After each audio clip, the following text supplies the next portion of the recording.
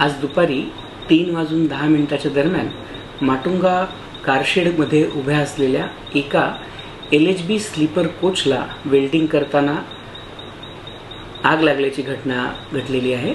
या घटनेमध्ये त्या स्लीपर कोचचा जो अपर पॉट होता, जो बॉडी होती, त्या बॉडीमधला जवळजवळ 60 ते 70% भाग हा जळालेला आहे।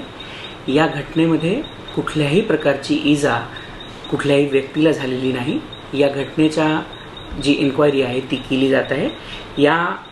याच्यासाठी आपण फायर ब्रिगेडला देखील बोलवलं होतं आणि ही आग आज दुपारी 3:55 आटोक्यात आणण्यात आलेली आहे।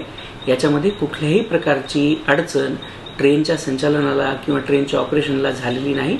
सर्व ट्रेन या रेग्युलरली चालू आहेत।